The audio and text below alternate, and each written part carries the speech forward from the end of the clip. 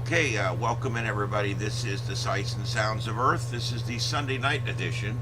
We are live, and I'm just giving everybody a few minutes to get in here so that we can start the show.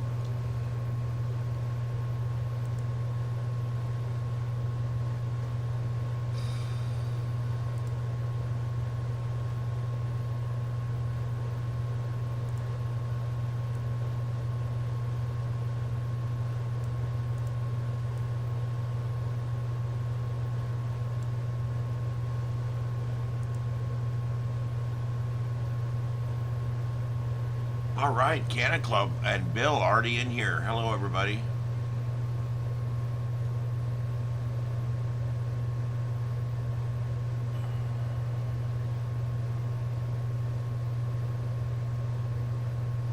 Yeah, that's Skid Row.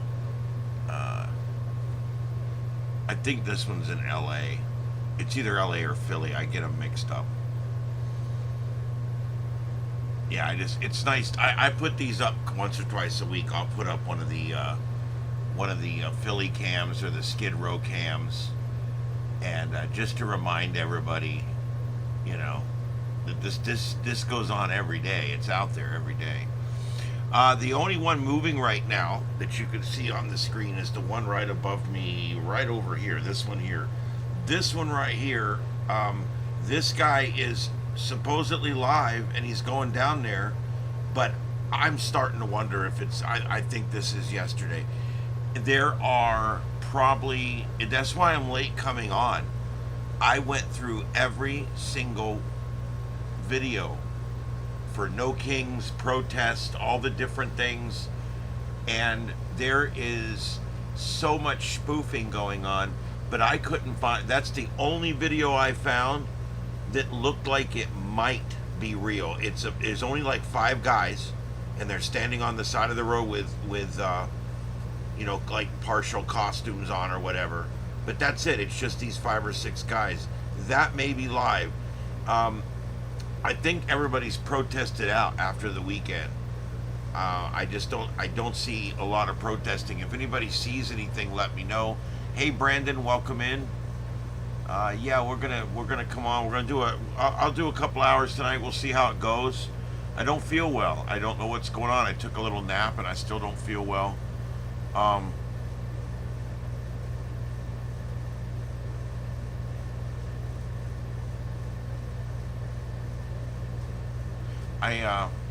Not really sure what you mean, SG. Um, yeah, I don't think there's anything going on today. I think they're about protested out. Um, hey Junior, how's it going? I truthfully believe. Um,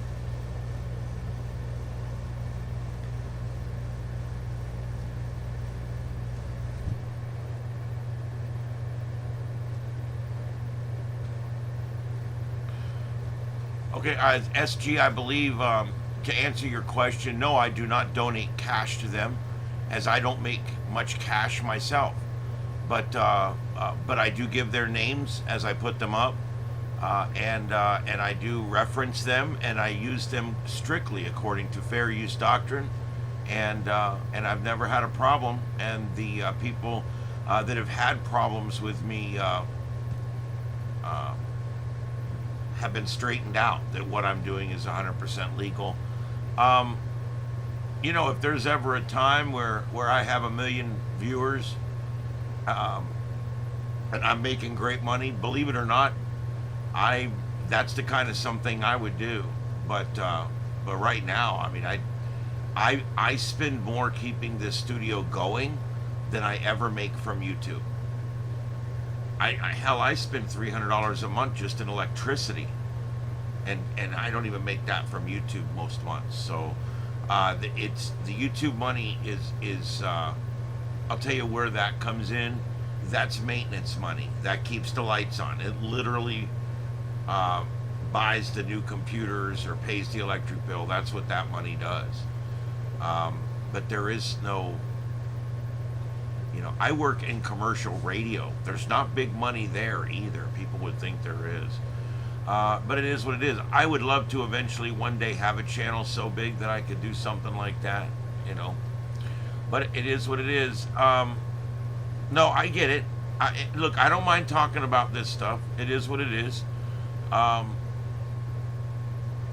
you know, at 17,000 subs, a lot of these guys have more subs than I do. So, um, no, I love doing it. Trump said Jessup is a king for Halloween. I agree. I completely agree.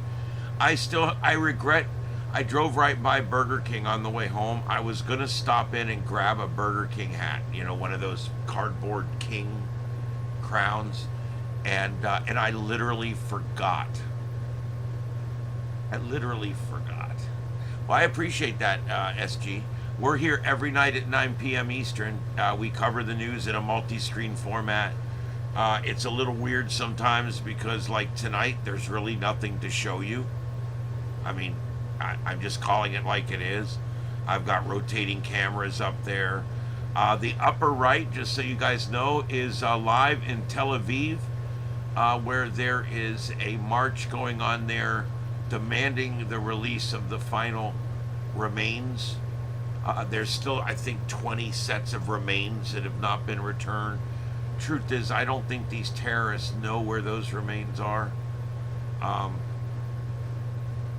I think, I always thought it was wishful thinking that these terrorists would be holding on to these bodies out in the desert somewhere, or at least know where they're buried. And I don't think that's the case. I don't think we're going to find out anything else on these remaining 20 bodies. I think we got these terrorists that we're trying to negotiate with have already gone back on the deal. They've already broke it. They're trying to patch it at this point, but they've already completely broke the deal. This is what happens. It's hard to deal with terrorists. They live by the sword. They die by the sword.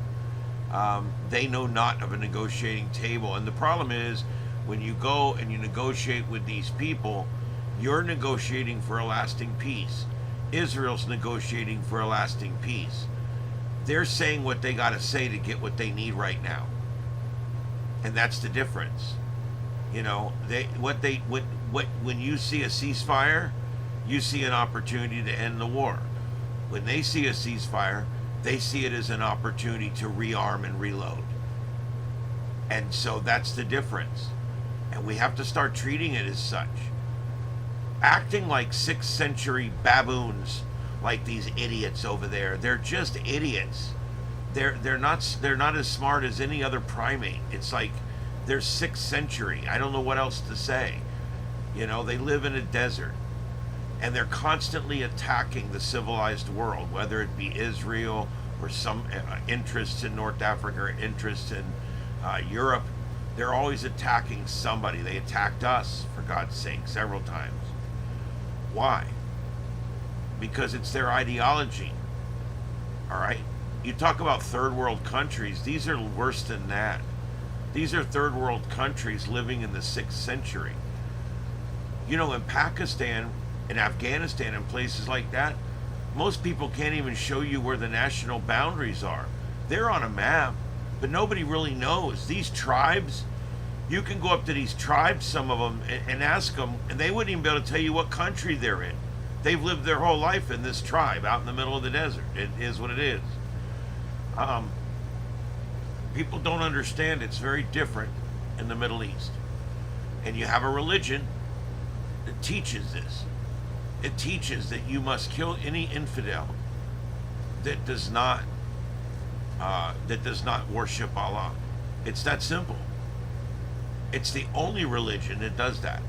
Christianity says if the person that you're talking to won't take Jesus into his heart, that's okay. That's okay. He's still a soul. He's still a human. And Jesus recognizes that there'll be some reluctance. And the teachings there are, you keep working with these people. You keep working with them. You keep talking to them. You work them. You don't kill them. And the same thing with Judaism and all the other religions on earth. All the religions on earth except the one, the Quran. That's the only one that says that instead of working with your enemy or your non-believers, instead of working with them and working on them, you just kill them. It's easier. It's the only one. And that has led to what turned out to be 9/11, that turned out to be all these wars in the Middle East, proxy wars in the Middle East dating back long before any of us were born. And what's the solution? I hate to say it, they're terrorists. You cannot negotiate with terrorists. Do I feel we should put boots on the ground and rout them out? No. No, not there. But I think we should. I think we can wipe them out without putting a whole lot of boots on the ground. We've got to. They're terrorists. Why do you think it is that the left hates the Jews and loves the terrorists? Has anybody figured that out? If there's any leftists in here, and you can explain to me why you hate Jews and why you like terrorists, let me know. Dearborn. You have to pronounce it right.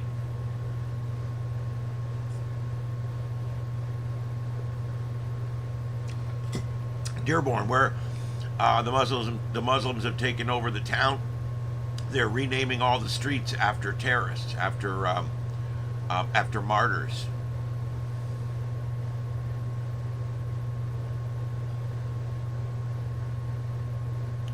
Hamas is playing stupid games so that they can move their people in the new positions. They can move their armaments around. You know, they turned over a few weapons here and there, but they're not turning over anything they need, trust me.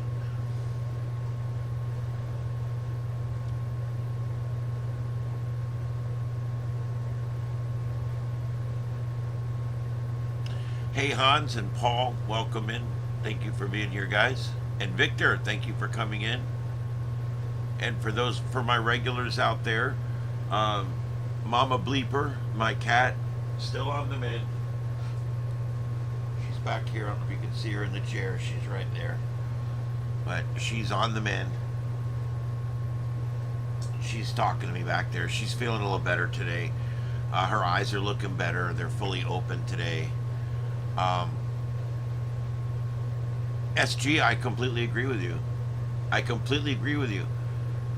Look, when these college kids run up and start yelling fascist, fascist, fascist, first thing I do is look at them and say, define fascist, and they always throw a rock and run away. You can't discuss any of this with them, because anybody that's really studied this stuff and has a clear head and approaches it in a non-biased way, you're not going to come up with that crap that they believe in, I'm telling you.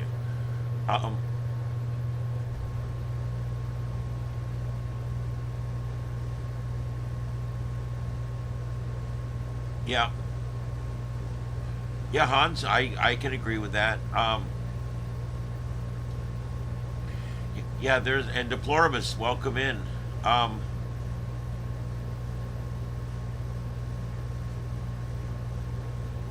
And I can't argue with that, Deploribus. I mean, the Bible itself's been changed relentlessly over the years by different people and different factions, different kings. All the religions have been bastardized. We just have to hope for the best. The good thing is most of them teach good things. It's hard to argue with the fact that the Bible. I mean, if you live by the Bible, you live a fairly clean life. I mean, you got to admit I believe that so much religion is necessary in human society in order to keep the rudder in line, to keep the ship going in the right direction. And I think we've become somewhat rudderless over the last 20 years, 30 years. We've gotten away from religion. We've gotten away from a lot of things. Away from God. And I think as we get back towards that over the next few years, I think we'll be doing better as a country.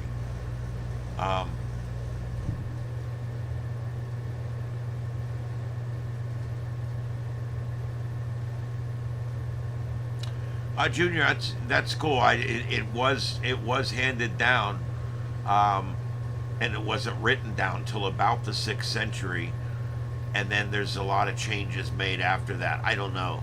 I do believe the core tenets are good. I believe that Jesus' message and his prophecy comes through the Bible, regardless of what I feel about it being changed or whatever else. So it's not that.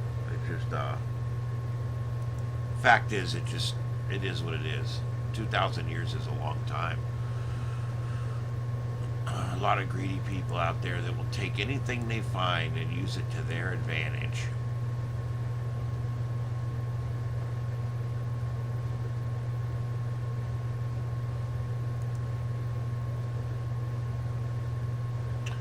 Okay, yes, I did get some sleep. I don't feel like I got any, but I did. Went up this morning.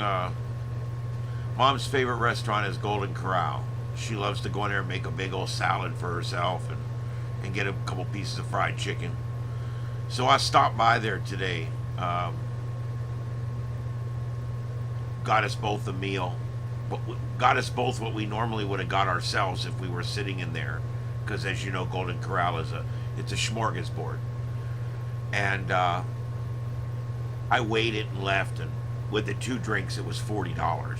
A very expensive place to eat, especially on Sunday, but very good food. They had steak. I got a piece of steak I cut up for her and everything. Anyway, she got to eat her favorite salad today, so I was so happy about that. It's become one of my pleasures in life to bring my mother those pleasures in life that she no longer has. So anyway, but yes, I got some sleep. I tried to sleep in a little bit this morning. It's difficult. I'm not a sleeper inner. I can't do that anymore with my back. Yeah, I love Golden Corral. They're just expensive. We go during the week. It's not as bad. We can get in and out of there with drinks for about $32, $34, something like that. But on Sunday it's $40. There's no way around it. You know what it reminds me of? I mean, I was a Ponderosa guy. I used to love Ponderosa. And then after Ponderosa went out of business and left my area, I found Western Sizzlin', and they were good. And I did them for a while. Where you go in, you pick out a steak. I would always get the ribeye, of course. Is there other steak? I don't know. A ribeye is the only one I care about. And I get a ribeye, and and then I go and I get to get as much of that shit as I want out there. It was awesome. Updates on the Tommy Bounty. I'm not sure what that reference is. Hey James, what's up? Welcome in.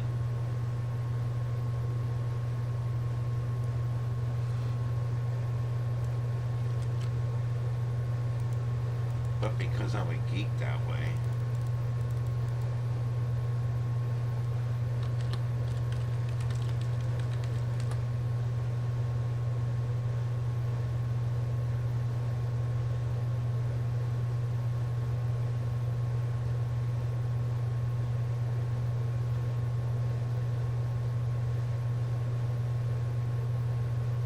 Okay, yeah, I'm not really sure on the reference on that. Let's see here. Yeah, well, mine was down in town, so and you know what became my restaurant for a while? I don't know if anybody remembers Buddy Freddy's. It was a southern chain. We had a Duff's. Oh my God, that goes back. We had a Duff's smorgasbord. Duff's went on for 20 years. It was cheap food. I still ate there because the prices were fair. When I was a cop, we used to go in there all the time. I could go in there and just make a big plate, sit down, eat it, and I was gone. It didn't take us but 20 minutes to eat.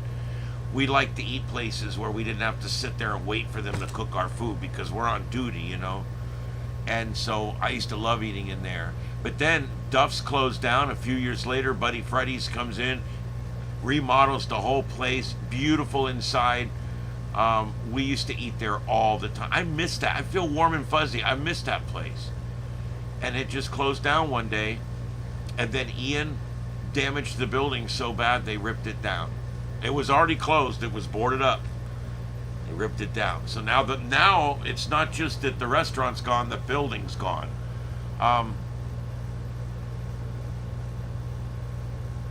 Yeah, Bonanza. I don't think we had those down here. I don't remember those. I know they existed out in the west, but let's see here. Ryan's Steakhouse. I've heard of it. We don't have those down here. We had Ruth Chris for a short time, but that was always way out of my price range. I mean, if you want a really good steak, you can just go to Outback. It's still expensive, but it's good steak. You don't have to go to our Ruth Chris.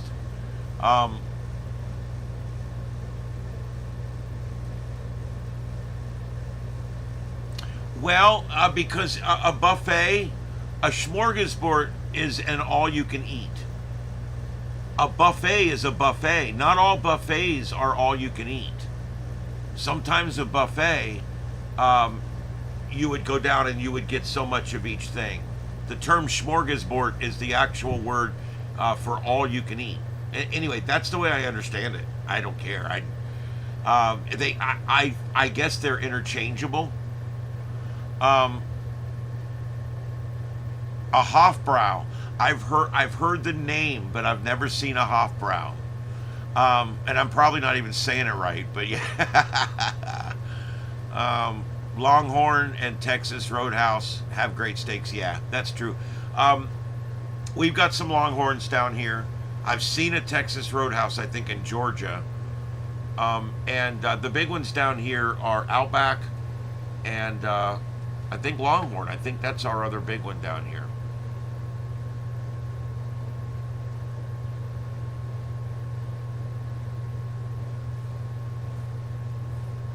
Yeah, I love a good all-you-can-eat.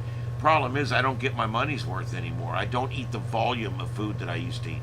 I used to go in those places and get my damn money's worth. I'd walk out of there sick. First of all, that's not good. Second of all, I'm not doing that anymore. And third of all, I don't eat that much anymore. Bonanza, yeah, those were out west. There was a bunch of steakhouses in the east and the west that never made it on the other side. You're in Tennessee. There you go. I got a cabin in Blairsville, Georgia, so I go to Tennessee quite often when I'm up there. I'm sure I'll be doing Parks on the Air for amateur radio. While I'm up there, I'll be going to parks and calling out on my big radio and seeing who I can talk to around the country. I'm going to be doing a lot of that in Tennessee, North Carolina. I love the mountains.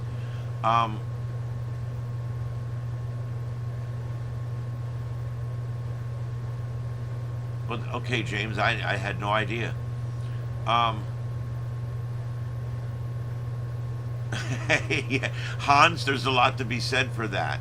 I've had some of the best food I've ever ate at places that looked a little run down when you walk in up in the mountains. And you know what I do? You're going to laugh. You drive through town and you see where the fire truck and the ambulance and the police car, you see where they're sitting, and that's where you eat. I know, because I'm a retired firefighter, I'm a former cop, and I happen to know that those guys won't eat in shit restaurants. They just won't. And so when you drive by and they're all sitting in front of this little barbecue restaurant with the smoke coming out the top, that's where you want to stop and get lunch. So always look for the county vehicles, the city vehicles, the emergency vehicles. That's where you eat.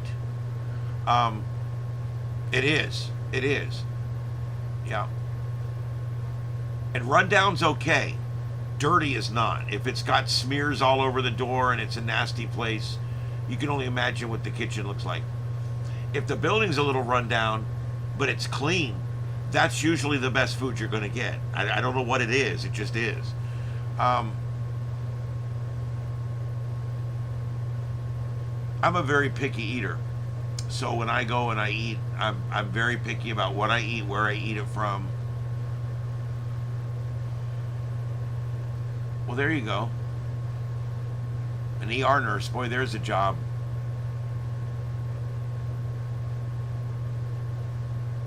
Deploribus, I'm not a donuts fan.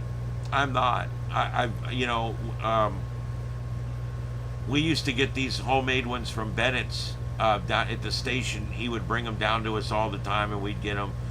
And I started eating them. They were so good. They would be warm. He'd bring them in. They were still warm and give them to us at the radio station. And he was a big sponsor, and he was on radio himself, and so he used to bring us stuff. It was really good. And I got into donuts a little bit. He even had one that had maple and bacon on top. And I'm like, I'm not eating that, I'm not eating that, I'm not eating that. And one day someone said, you need to eat this, and gave me a piece of it, and I ate it. And it was so damn good, I couldn't believe it.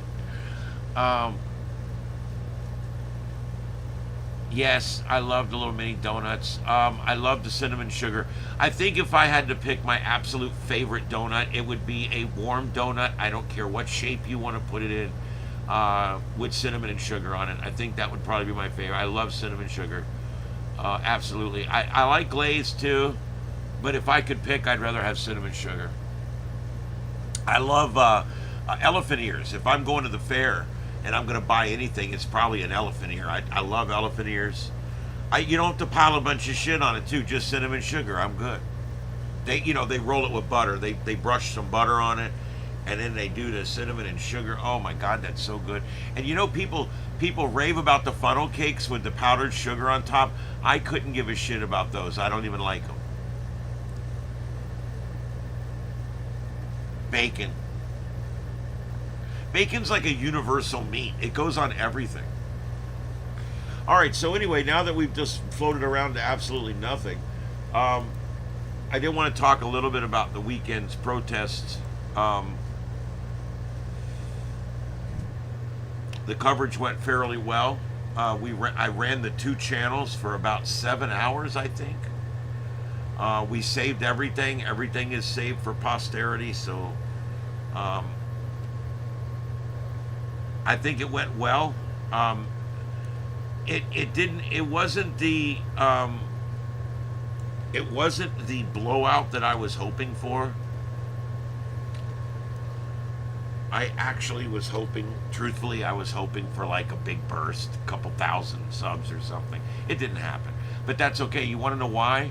It's not that my coverage wasn't good or whatever. It's just everybody was on. Everybody that does this was doing it. People that don't do it was doing it. People that want to do it was trying it. It was one of those weekends, man. Everybody was on YouTube.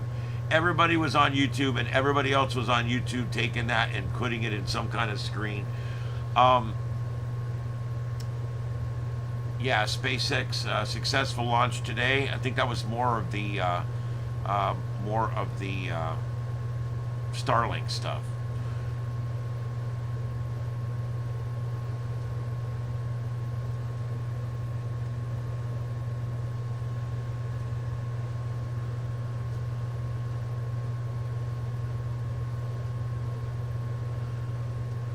All right.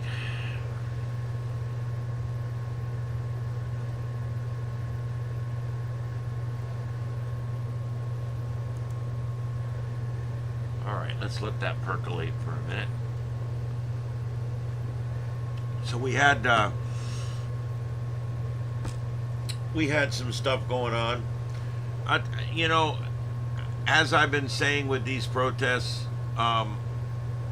they've been somewhat benign, which I guess is good, because we're not getting the businesses destroyed, the cars destroyed, the cops injured in the hospital, the people getting killed. We're not getting that, and that's good. I mean, I'm not saying that's not a good thing. I don't think what they're doing is working. I also don't think destroying the town would have worked either. So this is a dead end for them, but if they want to continue doing it, they can. All this protesting has done that I've seen over the last month or two since they started it is show us that the left is truly the crazies among us. The left is truly the bizarro world. They're the crazies that are out there. And I hate to say it, but it literally is the truth. They're the nuts. Look at these protests. They've just been crazy. All the blow up animals and the costumes that they're wearing, and all the big stupid things, and I don't know what was accomplished. I really don't. You had Bernie Sanders up there screaming about how socialism would have been better. Um,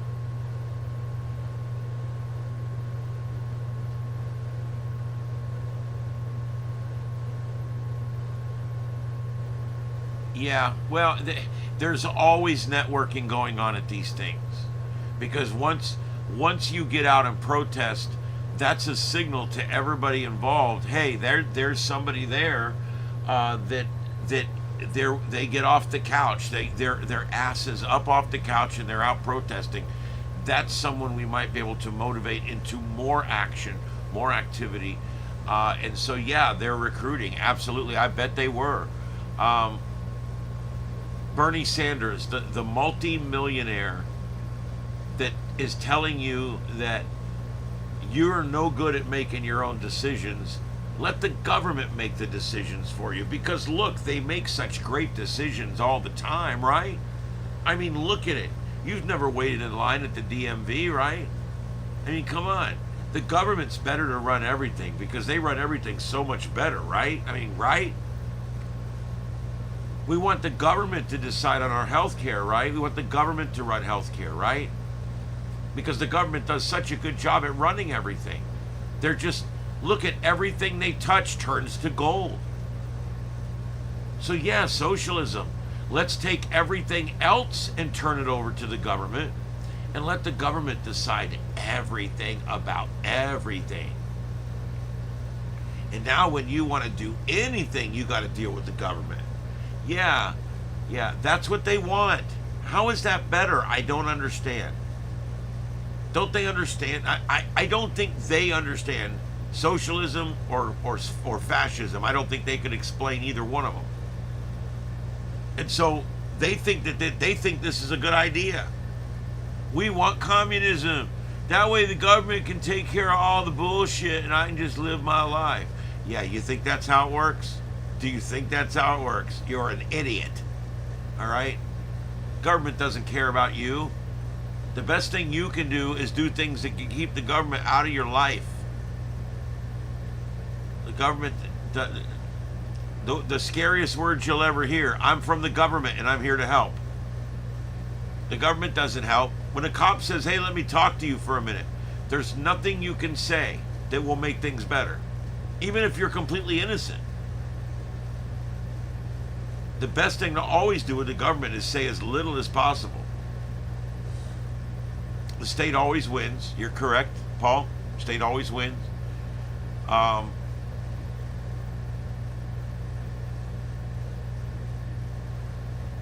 Deplorabus, as usual, they were all over the place this weekend. You had about 30 or 40% that really just needed a good dose of mega strength Trumpanol, and they probably would have been okay. They had Trump derangement syndrome. They're walking around hating a man, big orange man, hate big orange man, hate big orange man, hate big orange man. That's all they know. And there was no Trumpanol in it. All the stores were out. And then you had about 20-30% that were anti-ICE. They're all people that are out there upset because they're trying to deport their housekeeper and their gardener.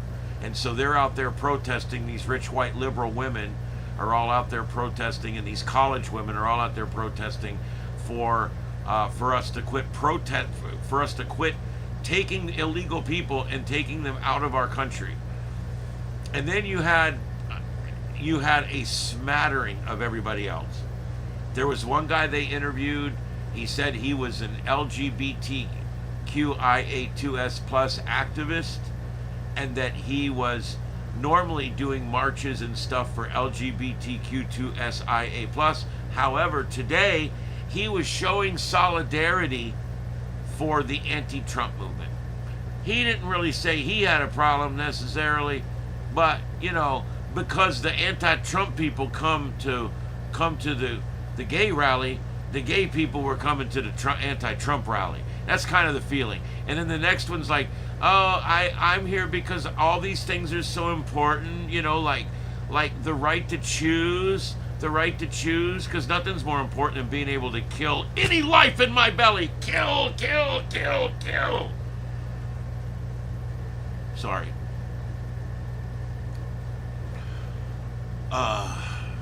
And then you go down that little bit further and you stick the mic in her face. So what are you here for? Oh, we're here because we just don't like rich people, because rich people suck.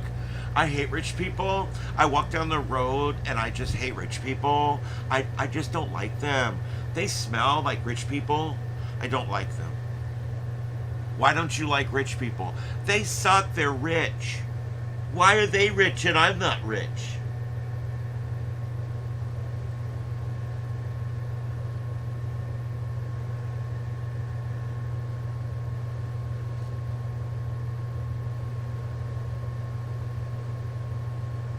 They did have Roman Collins standing up behind Barack Obama at his anointment. Yeah, they did. They did. Didn't help. All right, so organizers report over 7 million participants. I guess I'm buying that. There was quite a bit. I will tell you, there probably was. There was a lot. I'll tell you, there was a lot. I'm not going to bullshit you. Protests expanded over 600 new rural sites, including small towns, showing a broader geographic reach into what's considered more of Republican strongholds, like rural areas that aren't so blue. Events were largely peaceful, with many police departments reporting 0 arrests and thanking participants for maintaining a joyful atmosphere. I'm the same way. I'm surprised, but I'm going to tell you why. There was not enough cover for the anarchists to go crazy, and so they didn't. And that's good. Let's see here. 250,000 people showed up at Times Square, spilling into Broadway with signs like "No Crowns, No Kings." Apparently, they were in the streets when the Broadway shows started letting out, and it became quite a problem.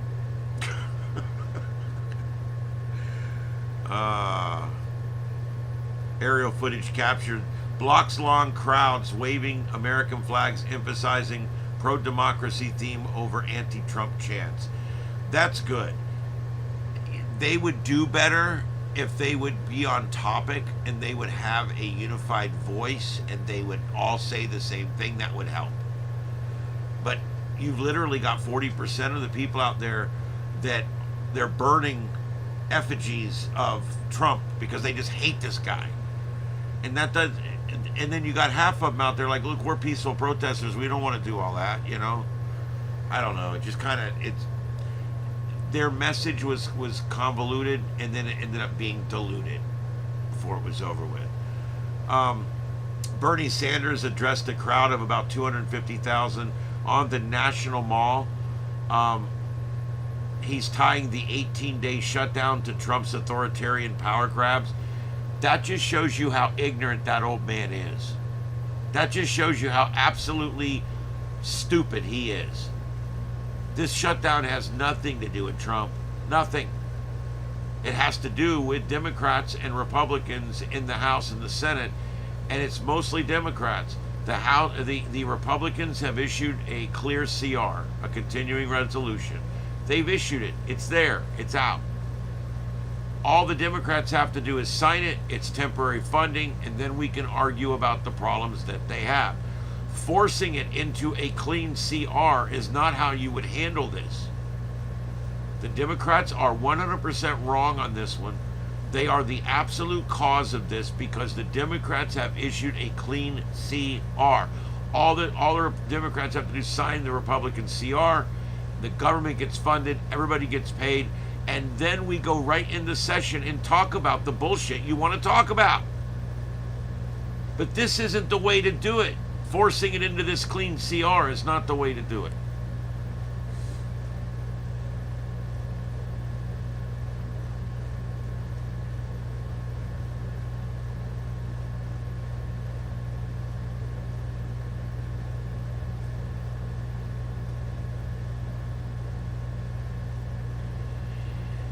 I think these numbers are wildly inflated.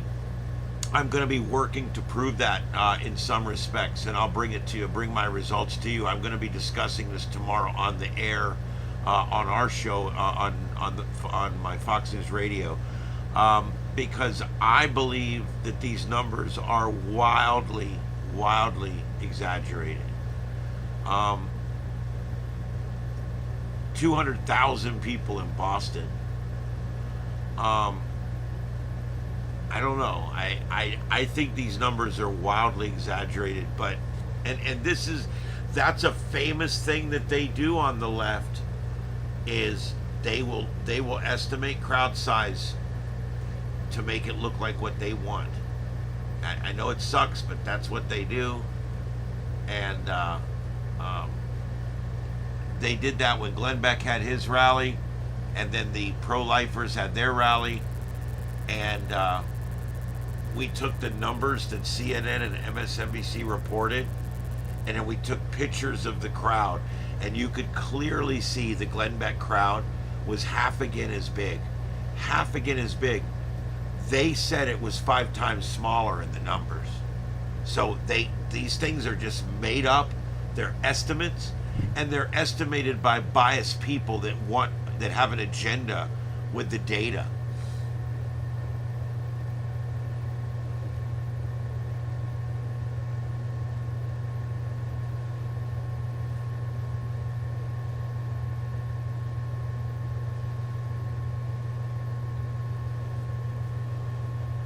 Oh boy.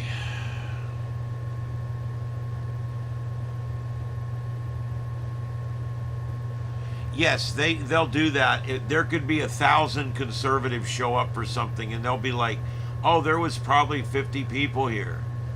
But then the next day, when the liberals show up, the same 1,000 people show up, and they'll be like, "Tens of thousands of people are here," and they use all tight camera angles so you can't see anything. It's bullshit. The day before, they were standing way back over there so they could get the small crowd. The next day, when they're lying about how big the crowd is, now they're going to use close-up camera angles. It's all, how you shoot it and what you say. And when you're the media, people believe you.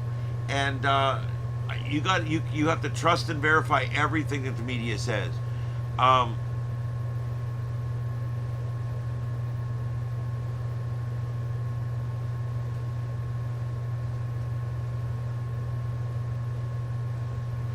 Yes, deplorably, they do.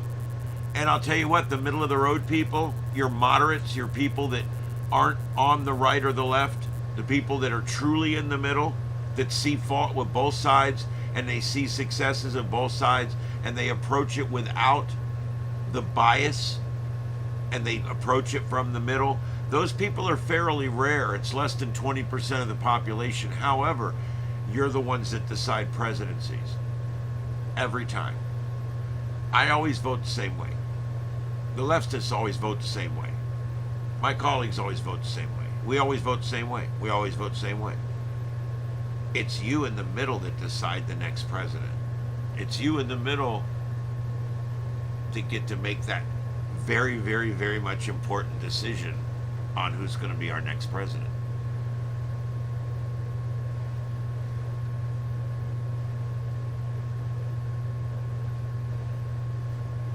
Well, yeah, I mean, I agree. It's a little different down here in Florida because the Republican always wins down here. So down here, races are won or lost in the primary. Almost all the money in Florida for state races, for Congress, for Senate, almost all the races in Florida, all the money spent on the primary. Because you're up against 5, 6, 7, 8 other Republicans.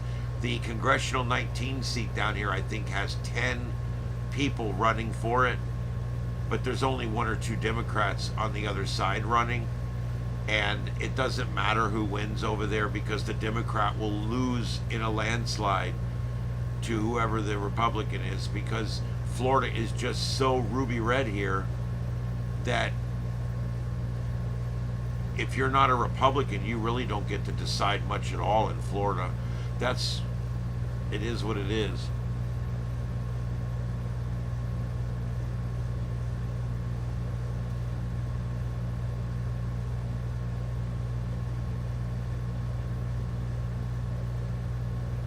Okay. All right. Let's take a look here. Um, there's something to talk about in the tropics. Let's go ahead and do that real quick here. Let me get this switched over. There we go.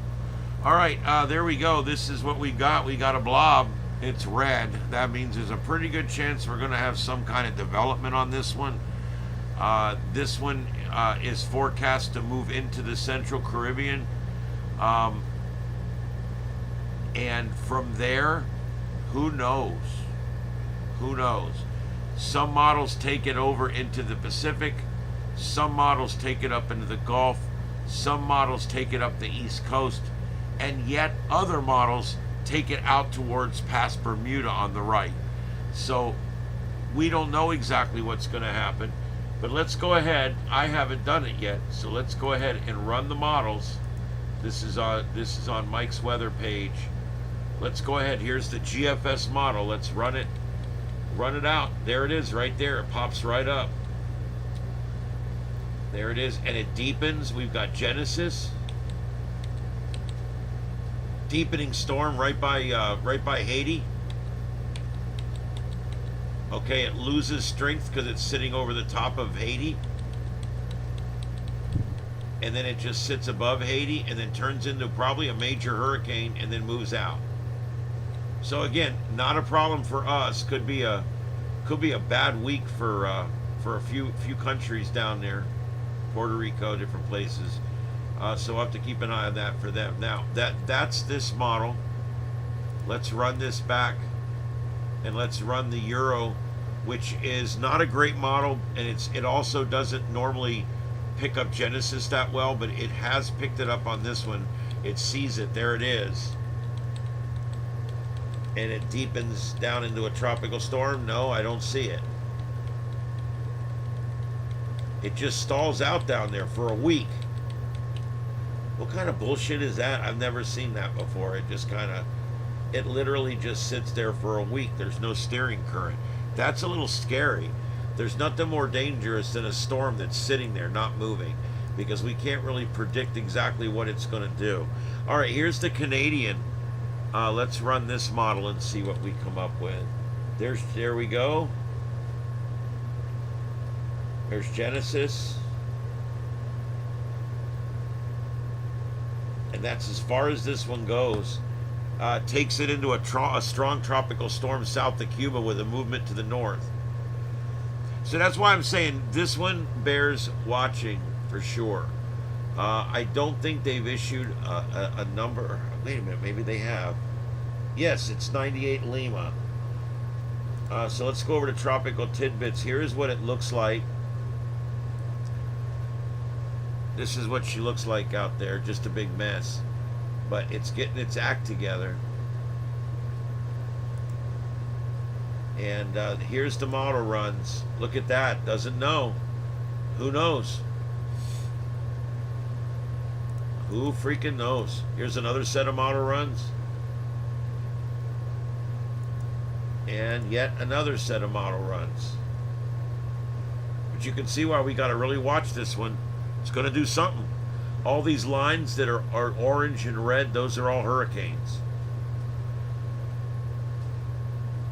Looks like it'll stay east of Florida, but who knows? And it is forecast to strengthen, but not significantly.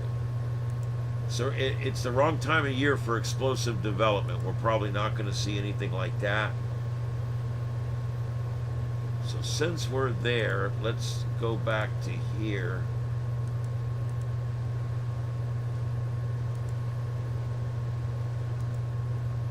Okay, yeah, so we do have a couple of hurricane models here.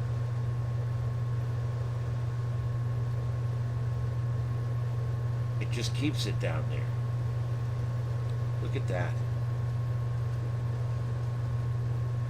That's dangerous. That thing's going to sit down there for a week and percolate.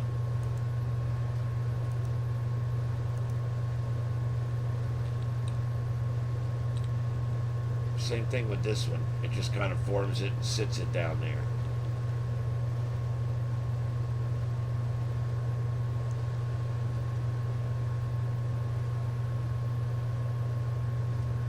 So there you go. I don't know, guys. I don't know what that one's going to do.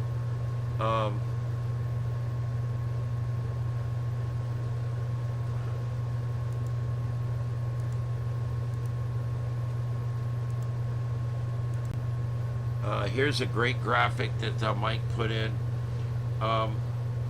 This is the area where it's most likely to go. And you can see that once we get out past a certain point, it anywhere could go. It could go over towards the Yucatan Peninsula and the Bay of Campeche. It could go towards the Pacific Ocean. It could go up through Cuba towards Florida, although that's not the most likely. Or it could go and take more of a right turn and go out to sea. So yeah, definitely one to watch. Today's conspiracy, tomorrow's facts. It's true.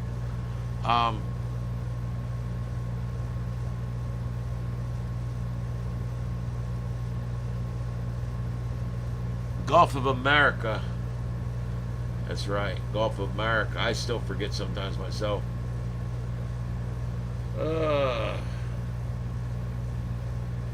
That's really all there is on that, guys, as far as the hurricane stuff goes. There's just that one thing the one thing that has to be watched, that's all. And then we've got on Radar Omega, we've got this storm system coming down through Richmond right now. Richmond is just about to get it, but it's not really that strong.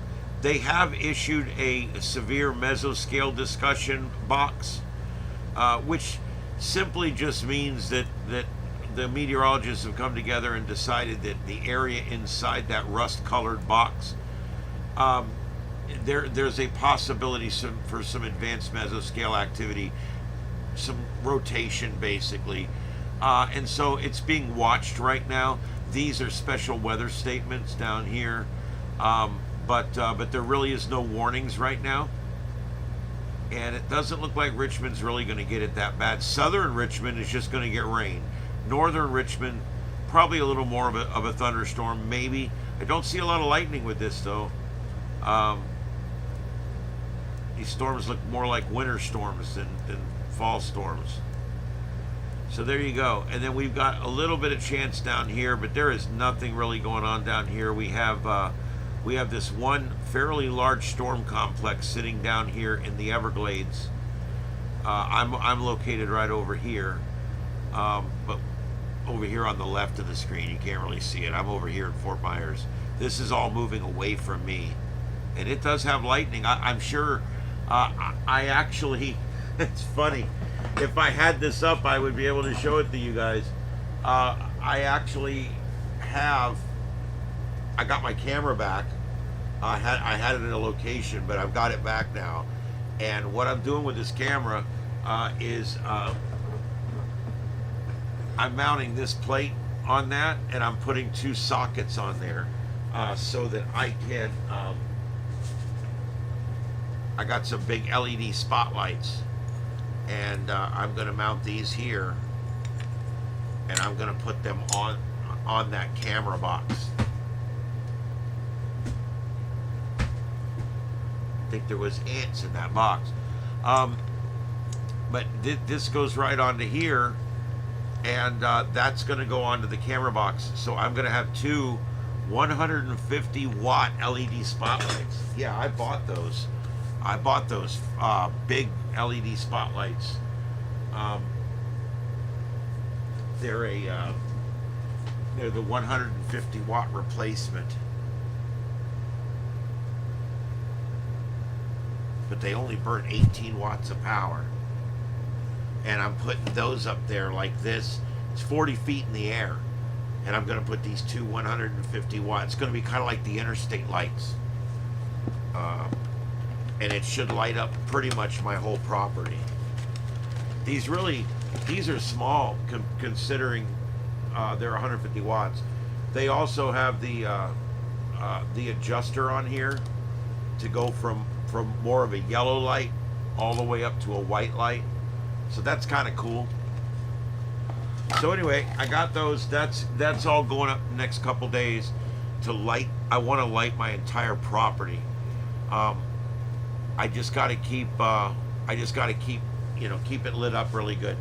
The whole time I was a cop, I never worked a burglary at a house that had the front and back porch light on, and it's an absolute fact. If you sit there at night with your house completely black and dark, you are vulnerable for burglars. You are vulnerable for prowlers. You're vulnerable for car thieves. But by just leaving on your front and back porch light, it's so cheap to run an LED, a 60-watt replacement bulb in your front and back porch light. If you ran those and just left them on 24 hours a day, it would cost you about $4 a year. And that is probably the best $4 you would spend that year, because it would keep your house and your car and everything safe.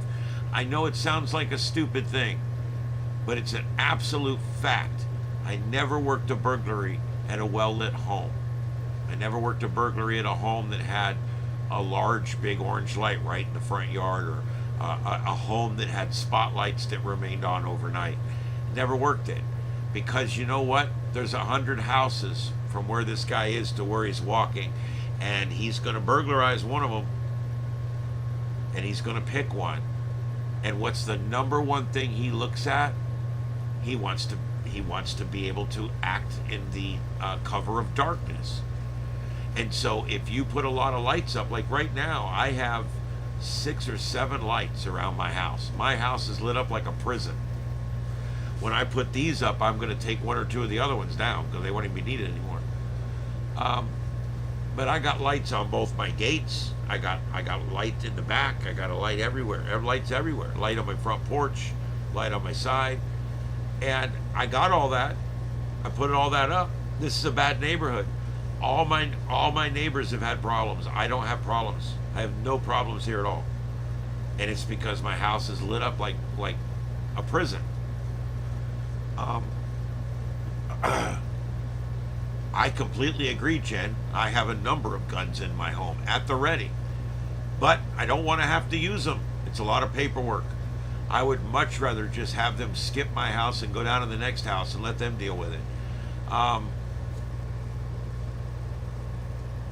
have dogs here. My stepson has dogs, and he brings them here sometimes and leaves them in the fence. So my neighbors don't know if I've got dogs or not. That's kind of nice. I've also got signage all the way around, camera signage, dog signage, and I've got locked fences. That's another thing. If you got a gate and you close your gate and you put the chain around it, but it's not locked, technically someone can open that gate and walk up to your front door. Legally, it's curtilage. A cop can do it too. However, if you put a chain around it and you put a padlock through the chain, it's no longer curtilage. It's no longer curtilage. They cannot walk up to the front of your house if there's a locked gate. So that's why I started here a few years ago. I bought locks. And I'm kind of a lock freak. But every gate, all my gates, they all have a lock through the chain. As long as everything's locked, this is all private, and that acts as my that's all I need to prosecute somebody for trespassing. I have locked gates and signage.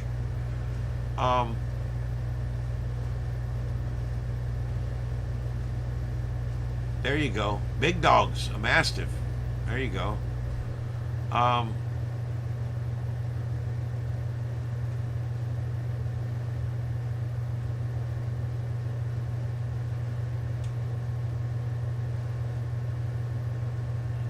Yep. Well, I have a gun, but I'm not always here. Now, the neat thing is I have a camera right over my main gate.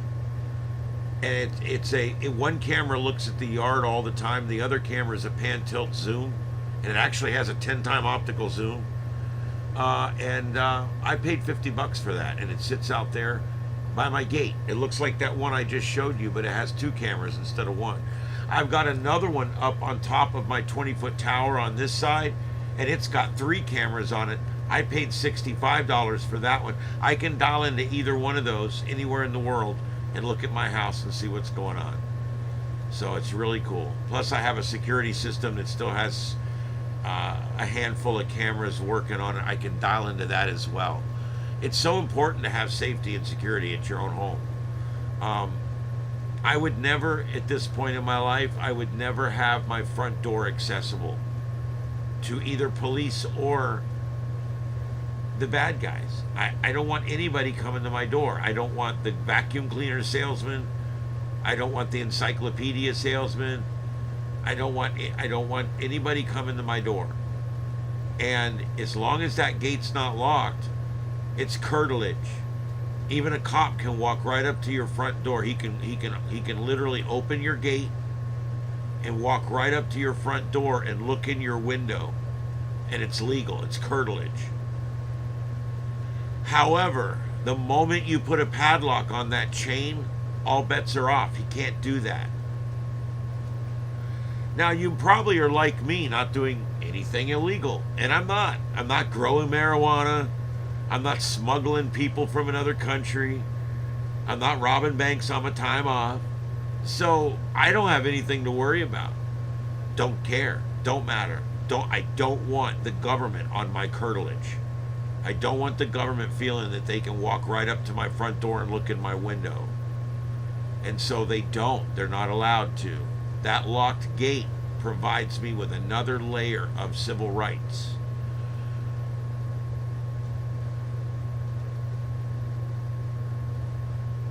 The Peace Frog. I don't think these people should be allowed to drive, period, for anybody.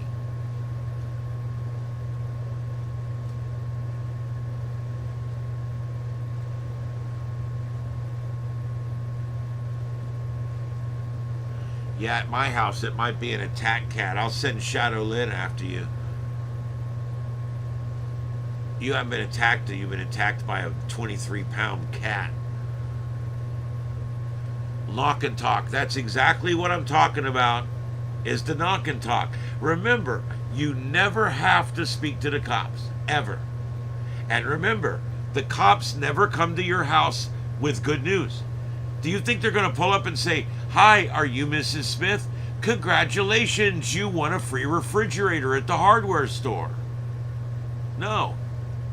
Cops never come to your house with good news. Now, they may not have bad news. They may just be talking about, hey, is your neighbor, have you ever seen your neighbor across the street because they're missing whatever? It may have nothing to do with you, but still, I don't want nothing to do with them. They can blow the frickin' air horn, and I'll come walking out in my robe, and I'll walk up there and say, yo, I'm nice to the cops. I get along with the cops in my neighborhood, but they're not coming on my property. Now, the only time that changed was the night the guy ran on my property, and then, of course, all bets were off. Uh-oh, we got a tornado warning. Prince George, Maryland. Holy shit. Well, there we go, guys. We've got a tornado warning. Prince George, Maryland, right near Fort Washington. We've got a tornado moving northeast. No hail indicated. Let's change the radar here. God, I feel like it's been a month since I've even done this. Let's go to the high-res velocity. I don't see much of a couplet there, but I guess there's a little one there.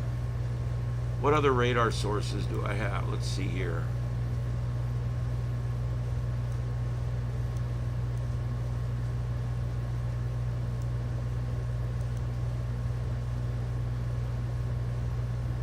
Oh, there's one.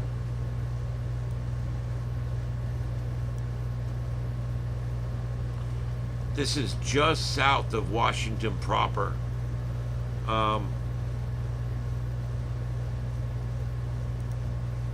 I don't really see a lot of rotation. I do see what they're seeing. I do. But it's not that well defined on our radar here. Anyway, this is a... they're doing an EAS activation. That's the emergency alert system. Let's see. This is for West Central. Prince George County in central Maryland until 10:30 p.m. Eastern. It's a severe thunderstorm capable of producing a tornado. Was located over Fort Washington, moving northeast at 35 miles an hour. This is a radar indicated rotation. For those in the direct path, you know what to do. Okay, so there you go. That's we actually got a tornado warning. Well, I haven't seen a tornado warning on this thing in I don't know what, a week, 2 weeks. I don't know. It's been a while.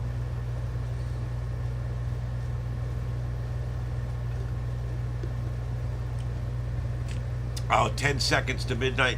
Are you referring to that atomic clock thing that's always been 3 seconds to midnight, 9 seconds to midnight? It's like, okay, whatever. I know what you're talking about.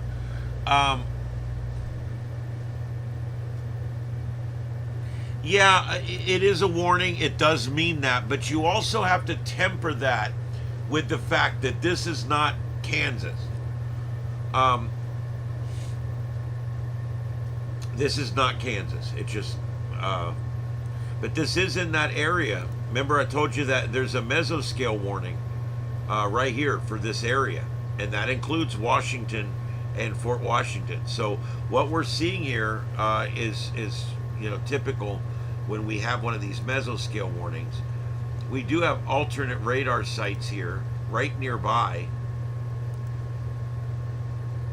That's what they're looking at right there. It does look a little J-hooky. It's hard to tell. J-hooky. Is that a technical term? I'm not sure. There's your J-hook. If that's in fact what it is.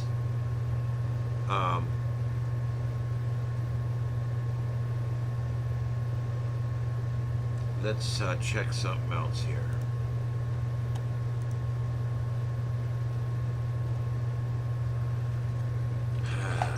Base velocity. They do have a base velocity. I mean, I don't see a real close couplet. I mean, what you're looking for here is, you're looking for a couplet.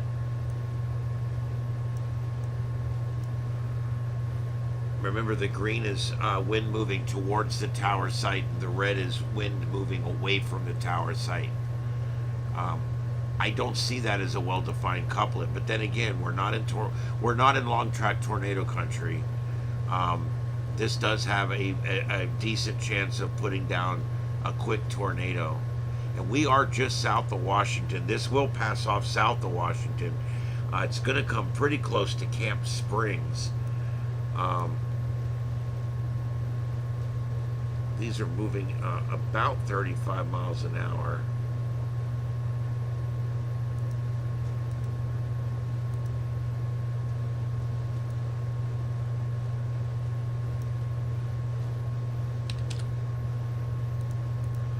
All right, so there you go. It's gonna go between Camp Springs and Rosaryville, and it looks like Chapel Hill momentarily going to get this. Tippett, Clinton, Ballard, Clinton Heights, 12 minutes. Andrews Air Force Base, about 15 minutes. Williamsburg Estates, about 15 minutes on this one as well. Fairly populated area.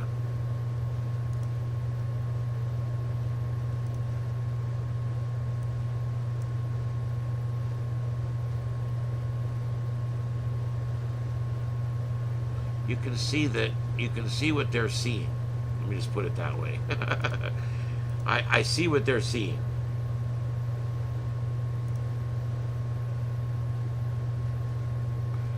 All right, let's go back to the big radar here.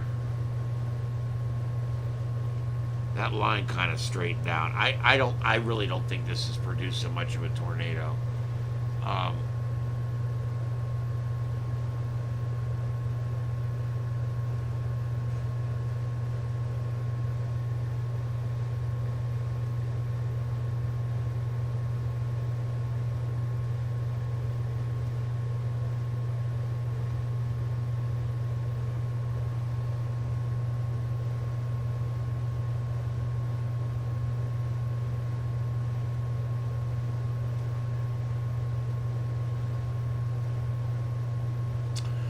Defense for drones, no, other than a 12 gauge shotgun. Um, 12 gauge shotgun with birdshot will do anything in close range. Um, you get them in long range with a rifle, it gets very difficult. But yeah, short range shotgun.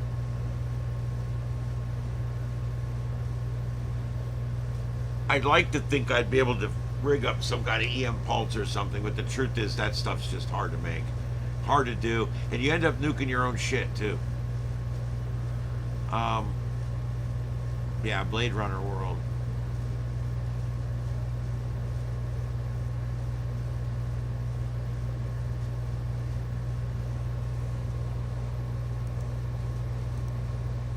All right.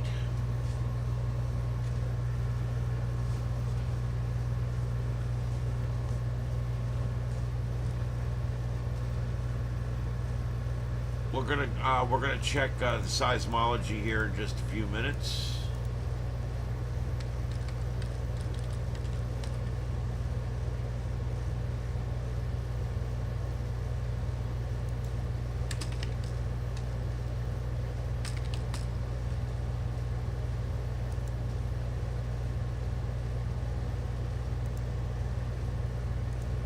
All right, there's what we got.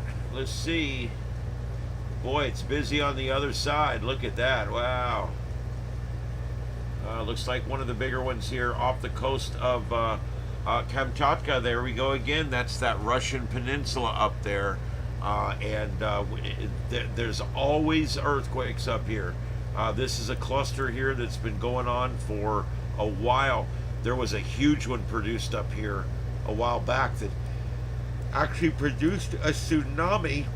We had a 4.2 on the Hawaiian Islands. That's definitely strong enough that it should have been felt by some folks.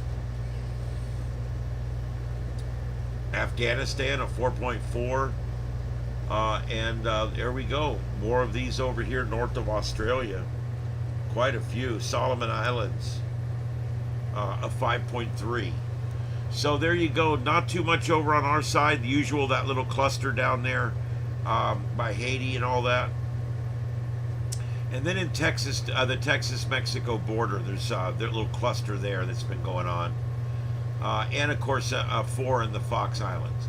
So there you go. That's what we got going on. That is the seismic monitor. Not all that busy, really. Considering, could be worse.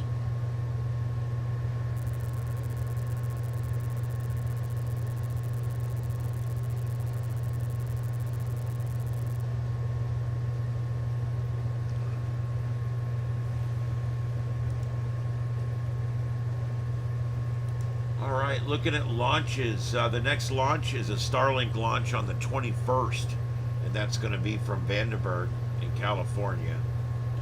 The 25th, another one, Vandenberg, California, and also on the 25th, a Starlink going up from Cape Canaveral. So they've got dual launches on. That's crazy. They got 2 launches on the 25th, one from the Cape in Florida and one from Vandenberg Air Force Base. I'm sorry, Vandenberg Space Force Base. I said that wrong. Yeah. Then after that, it's the 27th, another Starlink in California, and the 28th in Florida, another one, Falcon 9. So that's lots of those going up. It's hard to believe how many of those are going up all at once. Space weather. There's been a hole in the sun's atmosphere, and it's been causing some issues. A high-speed stream of solar wind is approaching Earth. The gaseous material is flowing from a large equatorial hole in the sun's atmosphere, and it could spark a G1 class geomagnetic storm when it arrives on the 21st and 22nd.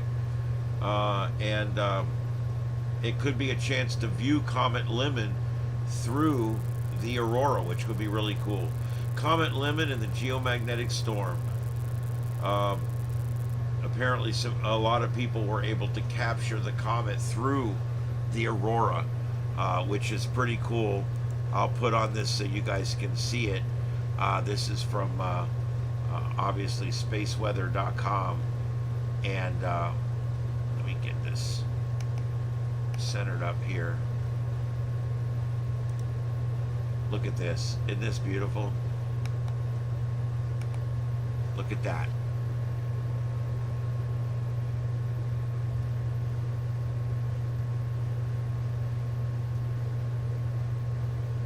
It's pretty small. It's down here by the horizon. It's hard to see in the picture, but he blew it up for you so you can see it there.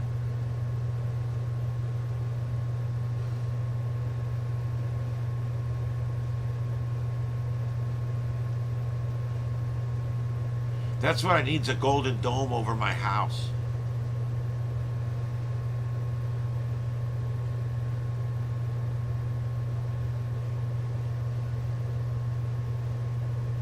I don't know if there's mass civil unrest coming. I don't know. After watching all these protests, I don't know. Yeah, I don't know. Okay, and that tornado warning has been allowed to expire now. So now we're back to just watching this line of thunderstorms as it progresses here. And it is now going through Washington proper.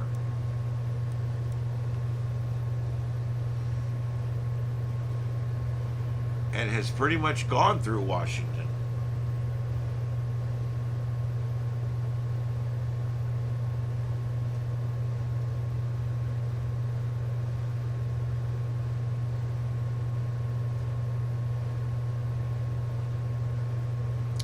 Okay, so the upper right view is Tel Aviv, where there's a march tonight in solidarity trying to get the remains of these last 20 guys back.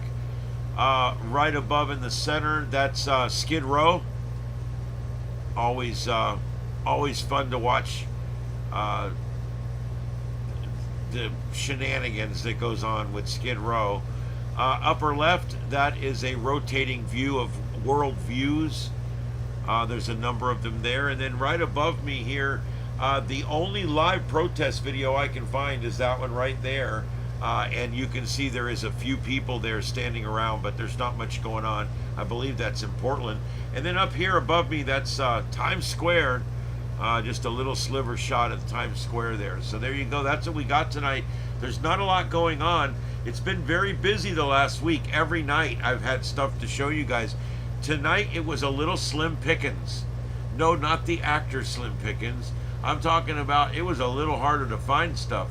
I had to literally go and just literally find things to put in the squares, which I haven't had to do lately because there's just been so much going on. So I think things have calmed down. I think a lot of people are petered out. It was a long weekend, and I think we are going to see a calmer period now for at least the next week or so.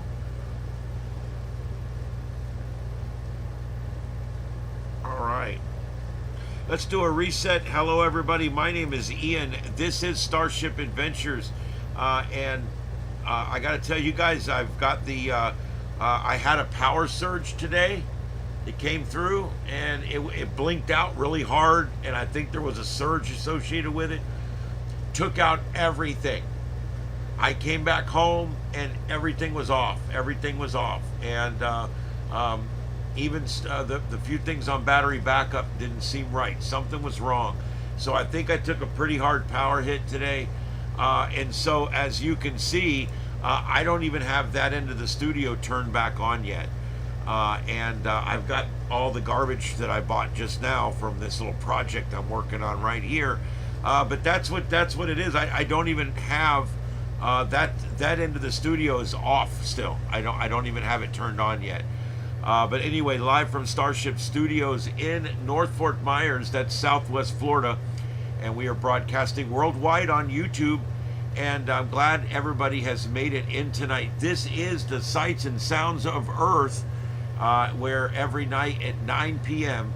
we come on and we talk about whatever's going on in the world tonight, and then we go. So that's what we're doing. I'll be on for probably another 20 or 30 minutes. We'll see how it goes. And we'll get back to it. There's not a whole lot going on tonight. Basically, like I said, I put up that shot from Tel Aviv. Of course, that's peaceful. These people are just wanting the remains of their loved ones back.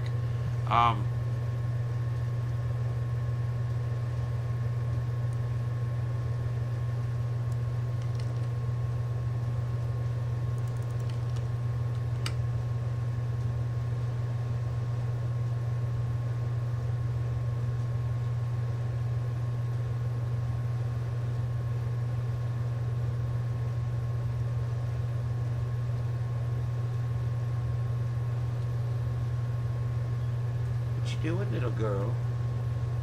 What you doing? Did you come to say hi to everybody? Say hi.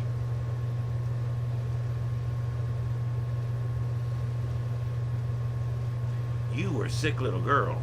My goodness. She likes this. She's living in here. Feral cat came from down the road. You know how it is, right? And after 8-9 years, she's like one of my cats, one of my really ones I'm really close to now.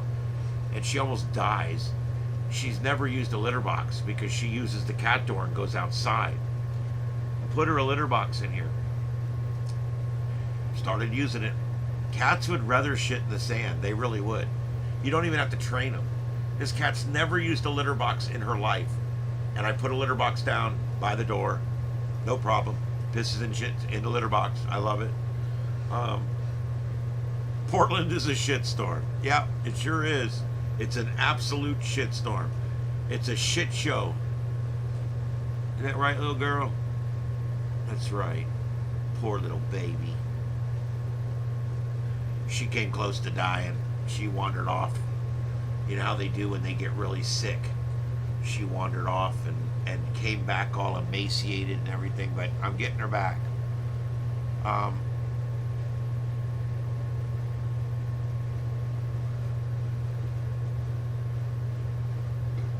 Yeah, Portland is a mess. There's a lot of places, Philadelphia, LA. I mean, there's a lot of places that have these skid rows that are just thousands of people living in tents. And everybody's like, we got to get them a place to live. Most of them don't want a place to live because what is the one thing you must have in order to have a place to live? Rules. I know this sounds crazy, but I want you guys to think about something, all right?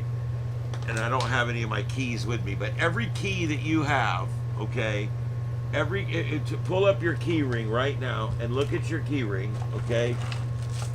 Every key on your key ring is a responsibility. You have to pay money. You have to be responsible. You have to take care of things in order to have that key. Whether it's a house or a storage room or a car or a golf cart. I don't care what it is. If there's a key on your ring, it's a responsibility that you have. It might be mom's house and you have to go by and check on mom. Maybe you're a cop and it's a handcuff key.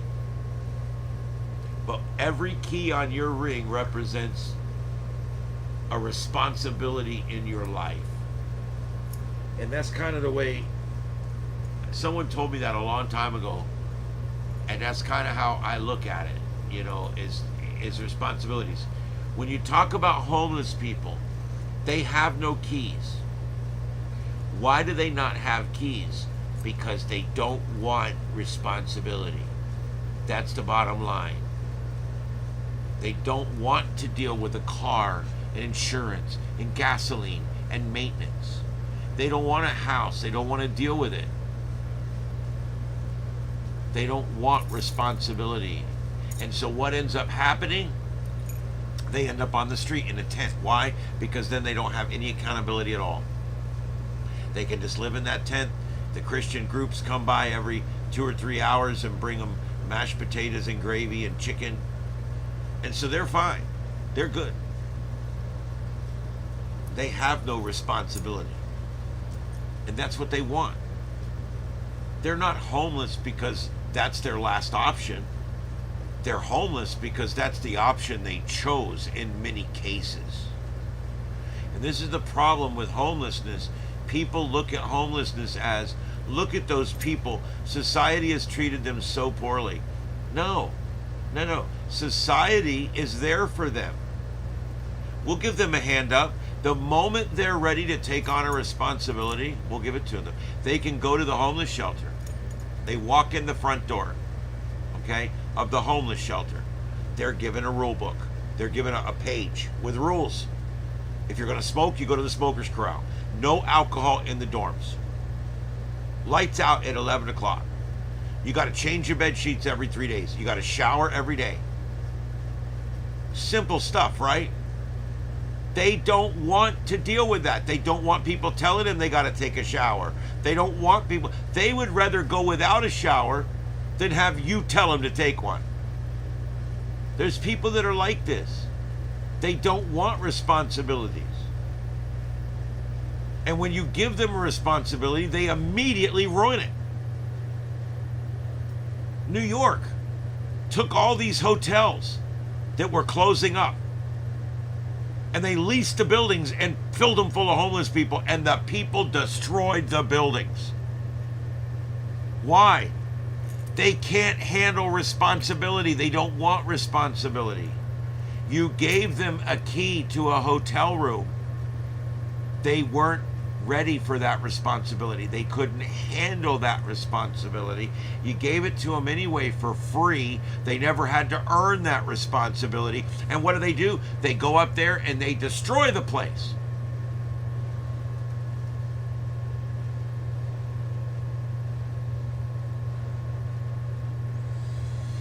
You got to remember, people are homeless. The big misconception is people are homeless because they have no choice. People are homeless by choice. Okay? That's the part you got to remember. You got to understand it. Is there some that are mentally ill and they need a nut farm and there is none anymore? Sure, there's that problem too. We could talk about that too. But I'm talking about 60% or so of the homeless people that could work a job. They could easily get or have skills. People who could do it. People who had it. Some of these homeless people used to drive Jaguars around. They owned big houses. They don't want it. It's not that they're down and out. They've chose this as a lifestyle. And that's the big misconception. Oh, look at that poor guy. He had it made and now look where he's at. He had it made and he made a bunch of really bad decisions. And he could come back. He could make it back. But he chooses not to. He doesn't want any keys. He doesn't want any responsibility at all.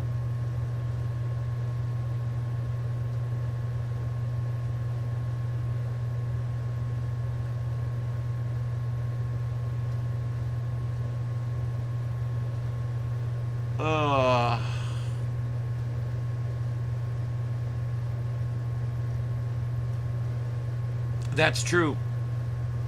That's true. Some cultures don't do any maintenance at all. It's weird how that works.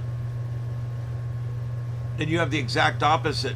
I'll give you an example. Cuba with the cars. If you own a car in Cuba, that's your most prized possession. They got 1968 Buicks running around that look like they just rolled off the showroom.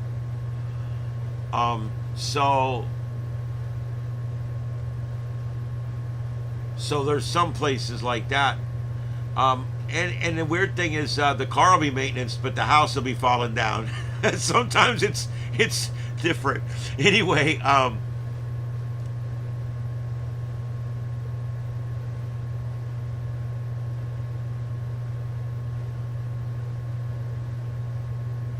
well, that's true, and I'm sure there's also a liquor store. They're going to get their shit one way or the other.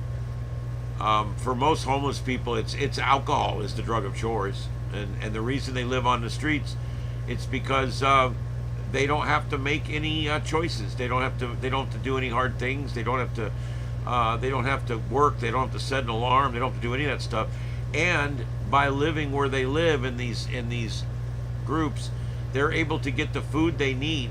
So the only thing they do is figure out where they're going to get their next alcohol. That's it, or drug, because the food's provided, the location's provided. It's a sidewalk. All they have to do is figure out how they're going to get high. That's really all that matters, and that's all they spend their time on 24 hours a day, getting high or finding a way to get high or being high. That's what they do.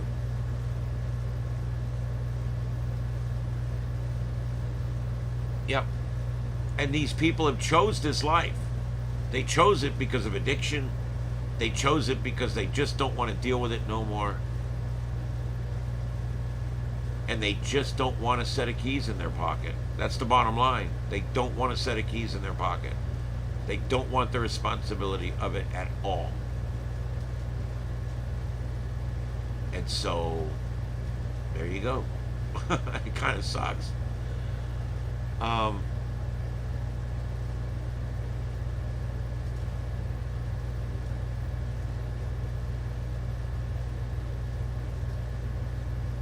Yep, that's true, Deploribus. That's true. Maintenance is something that even us, I mean, even me, I have to make myself go get the oil change in the car because I just hate it. Kills my time, it costs my money, and I hate it. But I got to take care of my car. It really needs an oil change sometimes, and I need to go get it done. So it's things like that. I understand it. Maintenance is a bitch. I don't, I'm having an issue with my lawnmower. My yard's a mess. That's another form of maintenance. We're pretty good with maintenance here in this country, though, I think, overall. Yeah, Cuba's socialism. Cuba's what the left wants to do. Cuba is exactly what Bernie Sanders and AOC want. They want socialism. And that's what you end up with.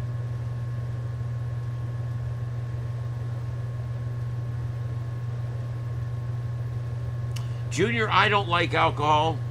I will fight for your right to buy it and consume it. But I don't like it, and I don't take it myself. And I also agree it is a form of poison. But I'm a libertarian, so I'll fight for your right to drink your alcohol.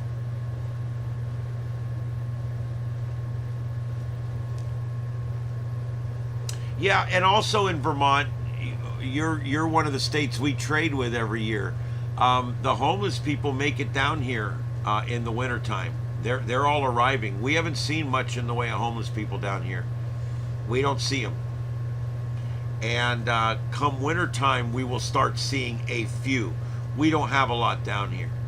But in the wintertime, the ones that can get down here will come down here and spend the winter with us. And then they'll go back up to Vermont or wherever for the summertime. Because remember, they're living outside. And the summers down here are brutal. The winters up there are brutal. So they have to do the snowbird thing, basically.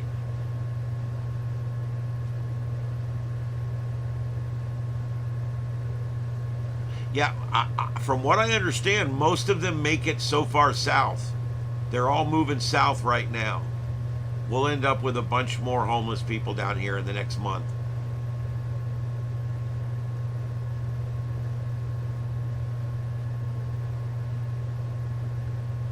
Yes, of course, some of the homeless are evil. Some rich business owners are evil. Some scientists are evil. I mean, there's always a percentage. Some radio people are evil. There's always a percentage of evil people. Most people call them Democrats. But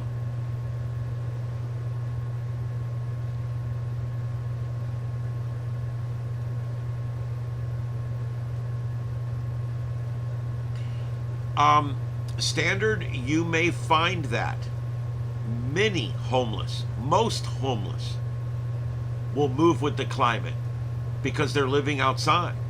You can't live outside in Vermont. Could you imagine a winter in Vermont outside, or in Could you imagine in Buffalo? How do you get 12 foot of snow off your tent?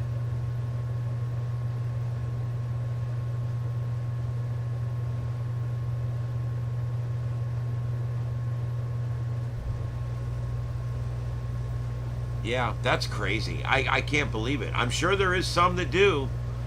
But yeah, I know that we have a huge influx of homeless people in the winter. And then in the summer, we don't have that many at all. We have just our regulars, basically, that live in the homeless shelters and go out and stand at the intersections and collect money. Um, well, I'm sure they find them dead in those tents all the time, frozen to death. I'm sure. I'm sure.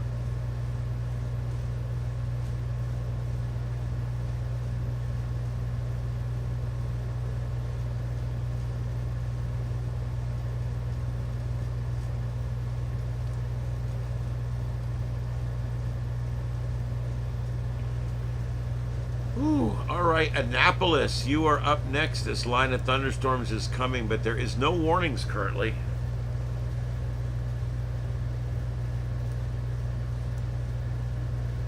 And it looks like it just went through Richmond and it's coming down here. It's going to go through Norfolk, Virginia Beach, Chesapeake, and Newport News.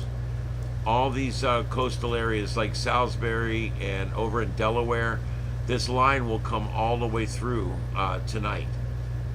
But I don't see any severe weather. It looks like it's just going to be a nice rain shower, maybe a gust or two of wind.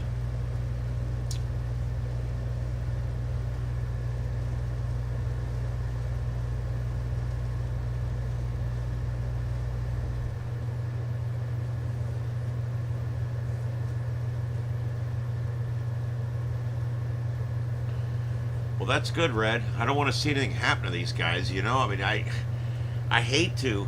But see, the thing is, okay, so we decide to open a shelter. So we open a shelter for them. The first thing they do is no alcohol in the shelter, no smoking in the shelter, no shoes in the shelter. You got to shower to get in the shelter. You got to do, and the first thing these guys do is go, screw you, I'll go back out in the street. Because it's the rules they don't want.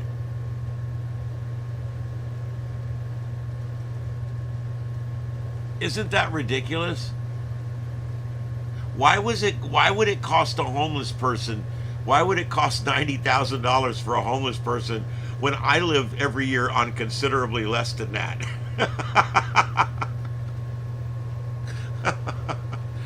Oh my God, whatever. Yep. All right, guys, let's do. I'm getting quite the headache here. Can we do a last call here? And I want to see what you guys are wanting to talk about. Throw anything in there that you'd like me to mention. Yeah. Um,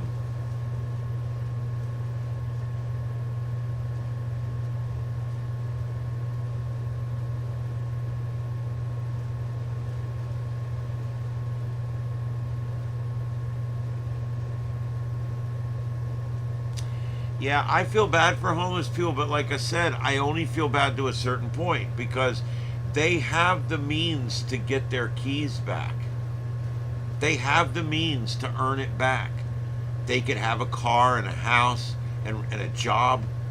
They could do it. Now, it's difficult if they're a felon. I think a lot of people are homeless because there's no way they'll ever get a good job again because they got a felony record. There's that. That's a problem. No, I have not heard any updates on that yet.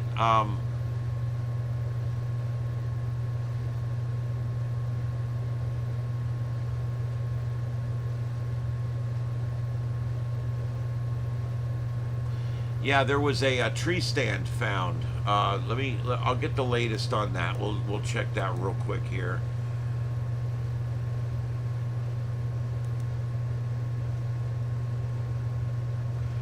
Trump boarded Air Force One just a short time ago using the short steps.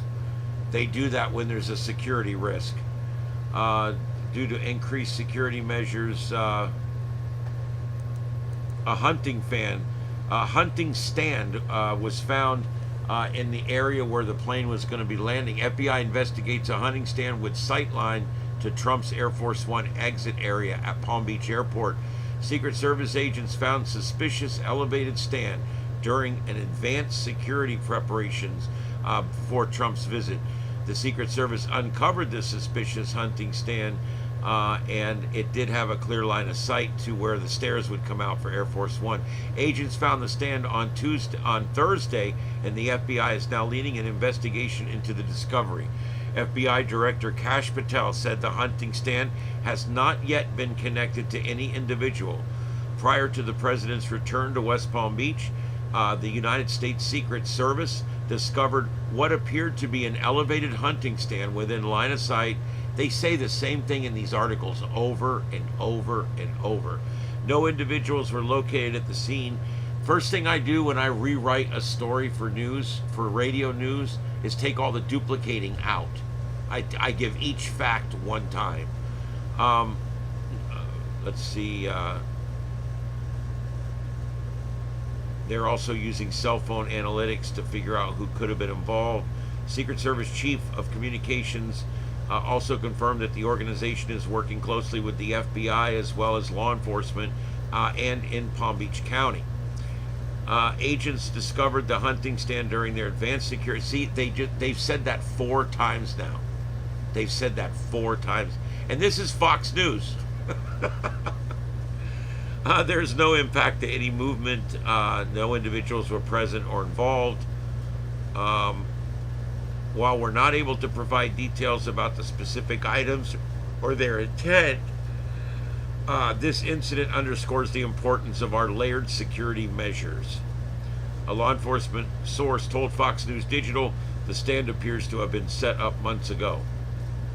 The investigation comes week after Ryan Roth was found guilty of attempting to assassinate Trump on the Palm Beach golf course from a sniper's nest he set up in bushes along a fence line. So there you go, guys. Kind of a serious situation there. I mean, it could have just been something that somebody set up there, but they're saying this is not a place where you would normally hunt. This is right near a major airport or whatever. So interesting. Probably something they put there, and then that way it's there if they decide to come back and use it or something. I don't know. But there was nobody there when they found it. But they found it hours before the flight was coming in. So maybe he was going to come and populate the stand and take the shot. Who knows?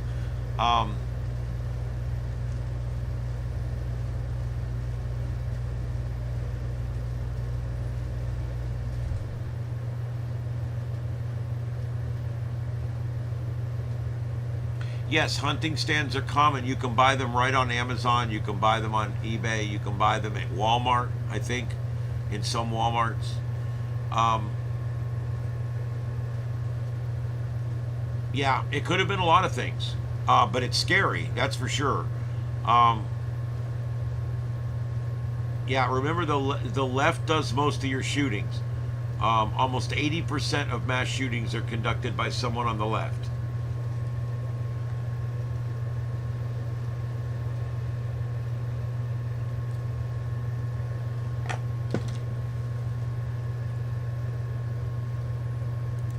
All right, let me check the headlines real quick.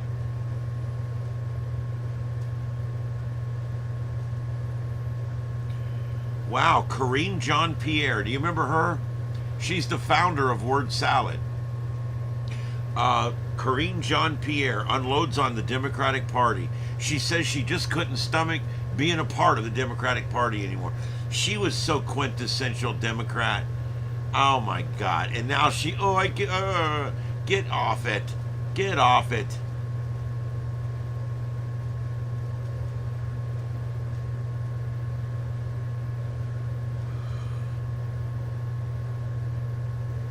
Oh.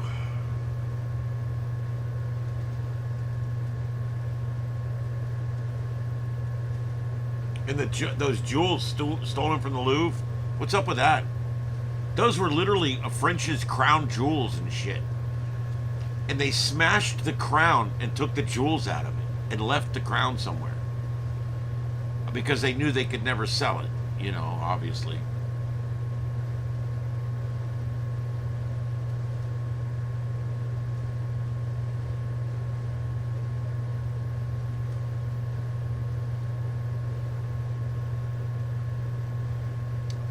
Yeah, probably an inside job. It usually is.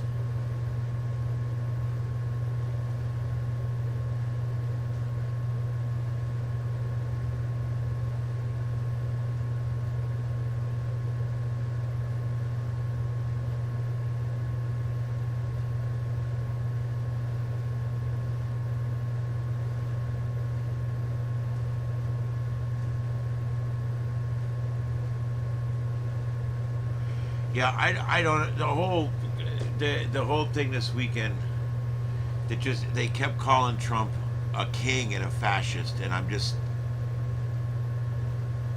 he's allowing them to protest all over the country. He's not stifled free speech at all. As a matter of fact, he signed executive orders protecting free speech. He signed orders reversing damage to the free speech that was done by the Biden administration. He's done everything you could do for free speech, and yet they say that he's a fascist.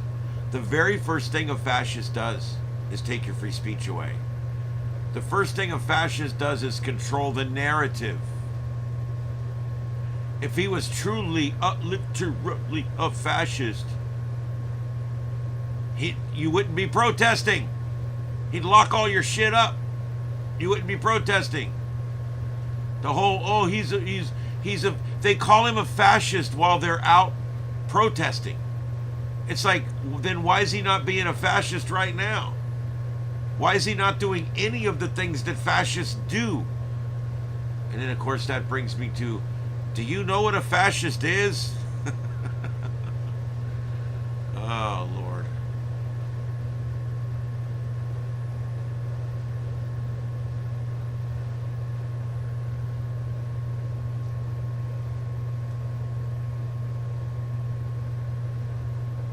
The left wants more government, more regulation. They feel that the government would run your life better than you would. That's why they're communists. They feel that they would do a better... Oh, excuse me. They feel that they would do a better job running your life than you could do, and that's what communism is. They want to run your health care. They want to run your town. They want to run everything. They want to run it right into the ground. That's communism. No Kings had some huge funders. Huge funders. Absolutely. Soros, a bunch of, all kinds of funders, as a matter of fact. However, I don't think they were effective. I think the branding is flawed. I've been saying this for 2 weeks. No Kings, I think the branding is bad. It's flawed. It's almost as bad as AOC and Sanders doing the Stop Oligarchy tour. Most people could not even tell you what an oligarchy is or what kind of spray you would use to get rid of it. So I don't, again, the branding was terrible. This is bad branding. It's kind of like the Inflation Reduction Act. Caused more inflation than anything else he did. It's bad branding. And I think that the left needs to figure this out. They could have come up with something that would have been better than No King's Day. It was just stupid.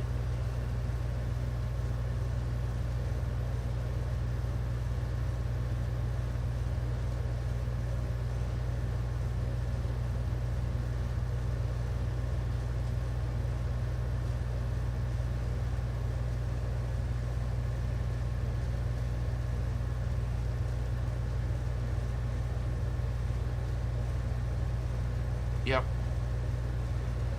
Yeah, AOC is trash. She is. She is another shallow dolt of a person that, very much like Kamala Harris, is not qualified not qualified to even be in politics, much less doing the stuff that they're doing.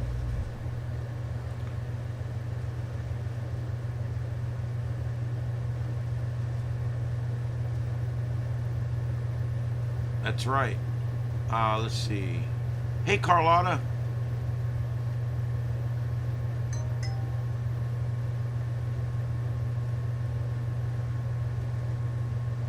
Yeah, I think you're right, Red. These protests have showed us several things. They've showed us how out of whack the message is when you got everybody showing up for like 10 different reasons. The messaging is bad. The branding is bad. The policy is bad. We know that.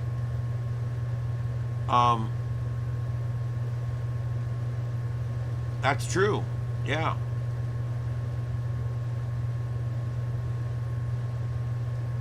I tell you, it's surprising starting to see some of these people like Hillary Clinton and Bill Clinton come around and say nice things about Donald Trump. I mean, that's wow. That's crazy.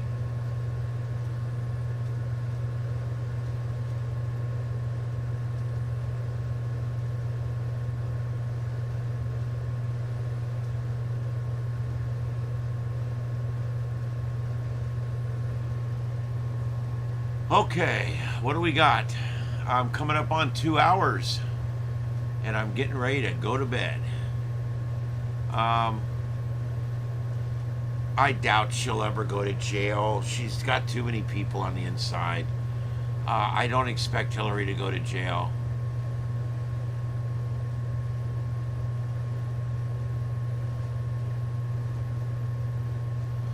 Well, that's the thing. The left has gotten so off the deep end that a lot of these people, like the Clintons, they're like, I didn't sign on for this. This is going off the deep end. If it goes off the deep end, then I'm in the bus, I'm going to die. So they're literally getting off the bus. I see this happening. You know, Hillary and Bill both came out with positive statements about Trump in the last 10 days. So you're starting to see them jumping ship. The rats will run when the ship begins to sink. And I think that's what we're seeing. It's not just sinking, it's on fire. Yeah, she's a horrible elitist. She did more criminal activity than you could shake a stick at, between the servers and all the money, all the bullshit. I mean, she is just so crooked. But she'll never see any justice for any of that. I can tell you that right now.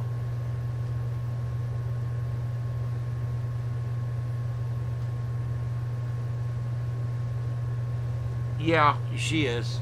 She's in the whole Russian hoax thing for sure. Absolutely.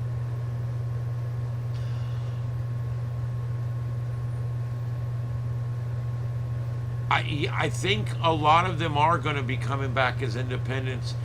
Um, I can't believe I'm about to say this because I didn't believe it till just recently.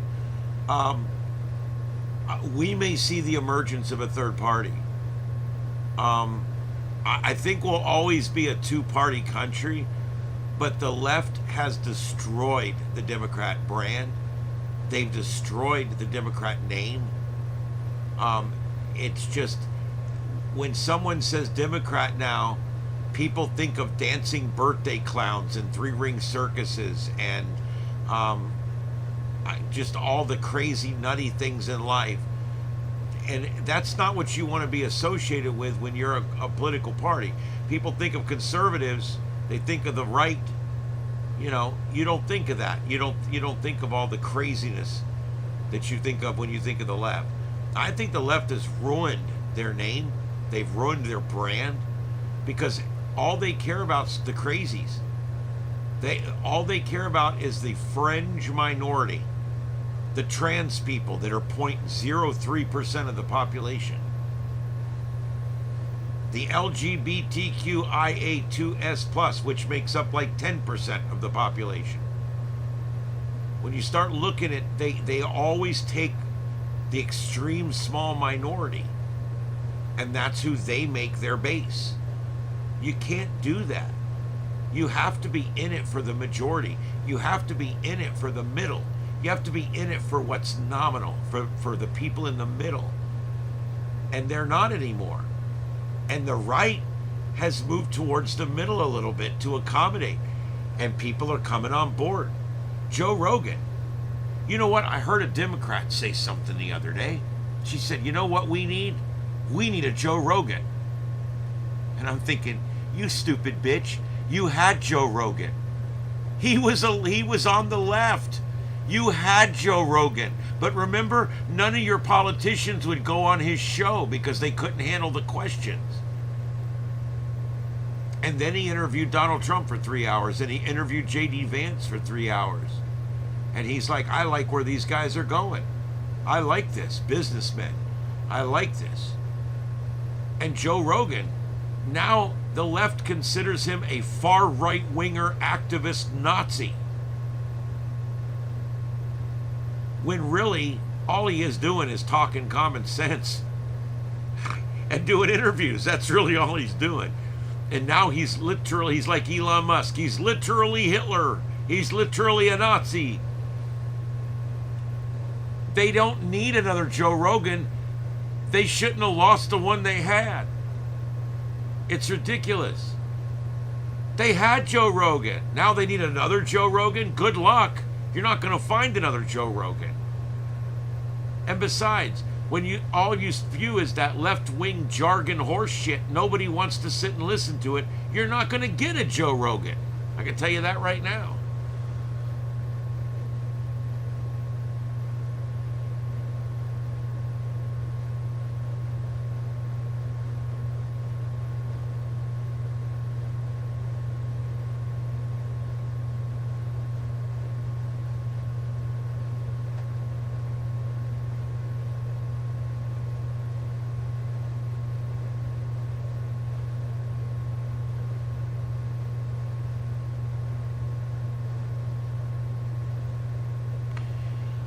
Dominic, I agree. The old blue dog Democrats. There needs to be a party for the blue collar. That's where they need to get their niche back. The Democrat Party lost the blue collar. Half of my family was Democrats and half of my family was Republicans. And Carter was such an embarrassment, and then Reagan was such a good president, that most of my family started coming over to the Republican side. And by the time Reagan was done and Bush was in, and things were going well. And then even Clinton was not a bad Democrat president. He actually was pretty good with the budget. But then after Clinton, everything went off the deep end. That's when they went off the deep end. And like my mother says, she says, I didn't leave the Democrat Party. They left me. I haven't changed. I'm the same person I've always been. Hard work, accountability. She said, I'm the same person I've always been. That party left me. That party went and done other things now. And the Republican Party was left in the wake saying, hey, come over here. We believe in the same things you do. Hard work and accountability.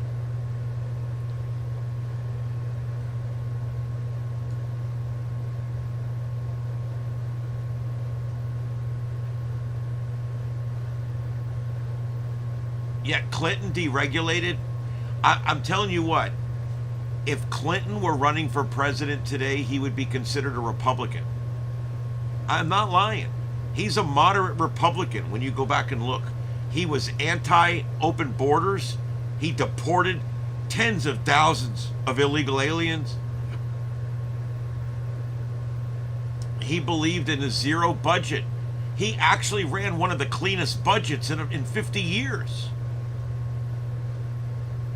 I mean, he was a decent president, and he was a Democrat.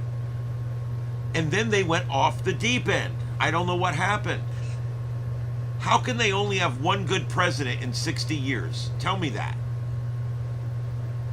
You know, they shoot one in the 60s, and that's it. They only have one good president for the rest of the time now in 60 years, 70 years. They've had one good president.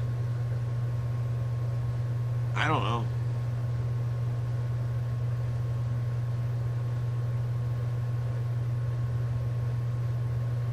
Yeah, I'm not exactly happy with NAFTA.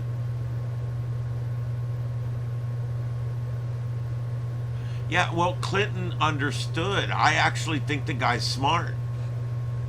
I mean, he got a beach in the Oval. I mean, he's pretty smart, right? Um,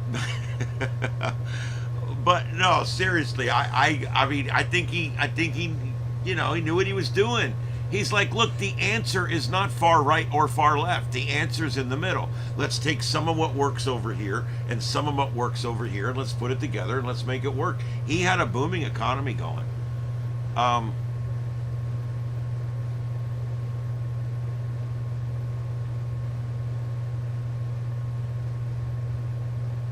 yeah, yeah, Greenspan, I remember him. Um, yeah, yeah, he took good care of the interns. Well, it was just my cigar, if you know what I mean. Wasn't that big a deal. Uh,